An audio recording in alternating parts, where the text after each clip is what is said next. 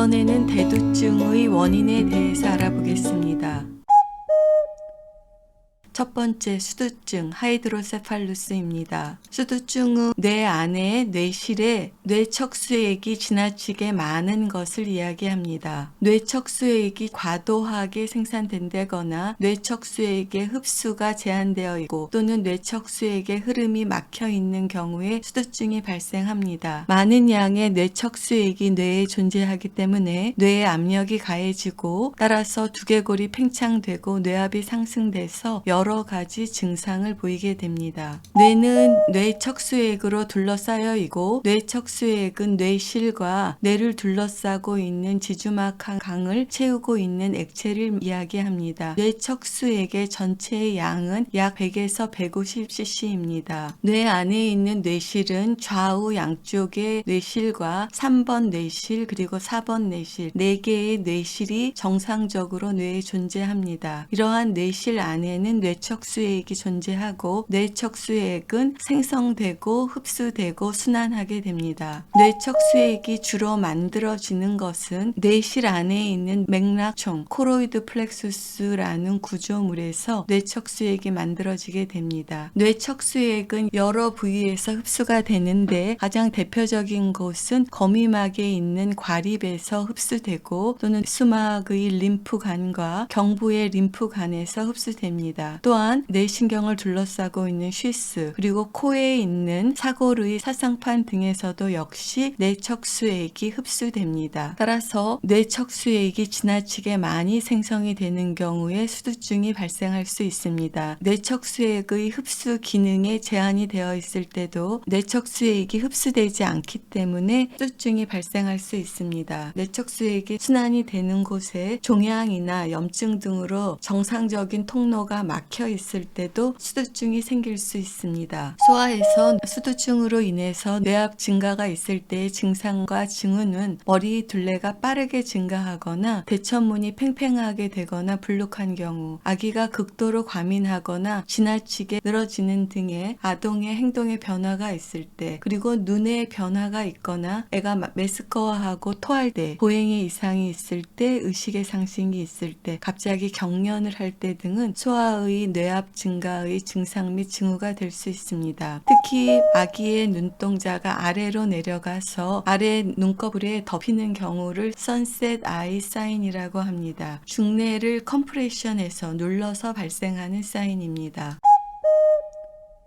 두 번째 대두증의 원인으로는 지주막하 강의 양성 비대입니다. 뇌를 둘러싸고 있는 막 중에서 지주막하 강에 뇌척수액이 존재하는데 뇌척수액이 지나치게 많은 것인데 특히 뇌의 앞쪽으로 지주막하가 비대되는 것을 이야기합니다. 뇌 초음파로도 뇌 앞쪽에 있는 지주막하 강이 비대되어 있는 것을 볼 수 있습니다. 영아에서 대두증의 가장 흔한 원인은 지주막하 강의 양성 비대입니다. 지주막하 공간, 앞쪽에 지주막하 공간에 뇌척수액이 증가되어 있는 것을 특징으로 하고 대두증 이외에도 운동이나 언어 지연과 함께 경도의 뇌실 비대가 동반될 수 있습니다. 지주막항의 비대가 약 10mm 이상일 때는 진단할 수 있고 이 질환은 뇌척수액을 흡수하는 거미막 육모의 미성숙으로 인해서 발생하는 것으로 알려져 있습니다. 거미막 육모의 과립이 뇌척수액을 흡수하는 주요한 기능을 하는데 18개월 이전까지는 거미막 육모가 미성숙해서 뇌척수액의 흡수가 덜 되게 됩니다. 약 18개월이 되면 거미막 육모의 발달이 완료되기 때문에 이 이후에는 머리 크기는 안정됩니다. 거미막하 강의 양성 비대가 의심이 될 경우에는 뇌 MRI를 이용해서 추적 관찰이 필요하고 발달 지연이나 퇴행 또는 신경 발달성 질환의 발달 여부를 확인하기 위해서 주기적인 임상 평가를 하여야 합니다.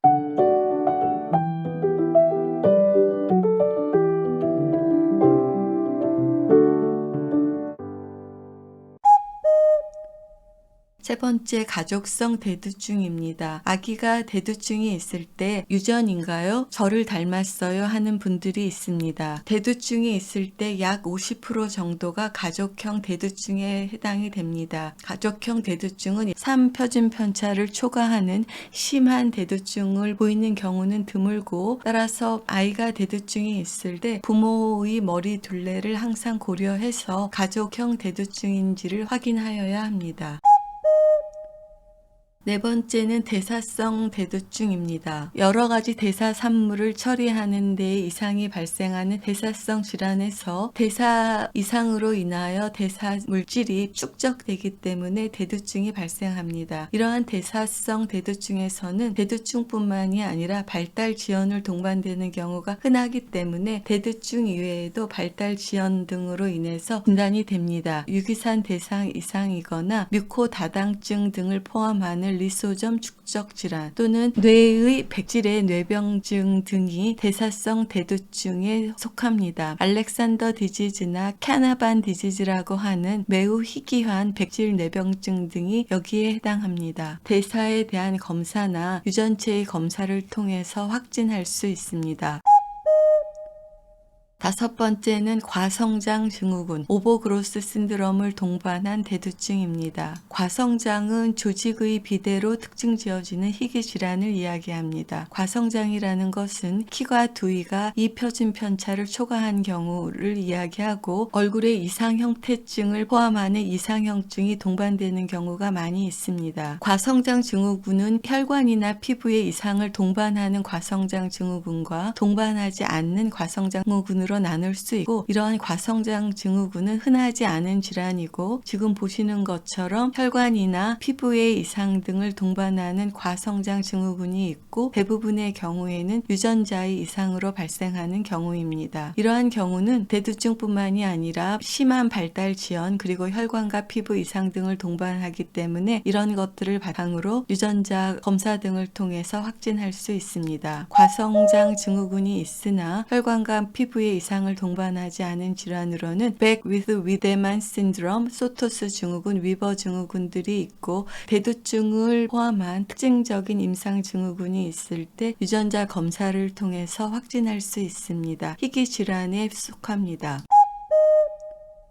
기타 대두증의 원인으로는 취약 X 증후군 그리고 뼈의 이형성증을 동반한 대두증 등이 포함됩니다. 또는 신경피부 증후군을 동반한 대두증 등이 있습니다. 대표적인 질환으로는 피부에 여러 개의 커피색의 반점을 동반하는 신경섬유종증 또는 이와 같은 결절 경화를 보이는 결절 경화증 등이 여기에 포함됩니다. 대두증을 유발하는 원인에 대해서 알아보았습니다. 수두증, 영아의 지주막 하강의 양성 비대, 가족성 대두증, 대사성 대두증, 그리고 과성장 증후군을 동반한 대두증에 대해서 알아보았습니다. 수두증 등은 뇌압이 증가할 경우에 응급 치료가 필요한 경우이기 때문에 신속한 진단과 치료를 필요로 합니다. 영아의 지주막 하강의 비대는 MRI나 초음파 등을 통해서 진단할 수 있습니다. 경도의 대두증의 약 50% 정도는 가족성 대두증일 수가 있기 때문에 부모가 대두증을 갖고 있는지를 확인해 보아야 합니다. 또한 대사성 대두증이나 과성장 증후군을 동반한 대두증은 임상 증상이 중할 수 있고, 그 많은 경우에 유전체 검사 등을 통해서 진단할 수 있습니다. 경청해 주셔서 감사합니다.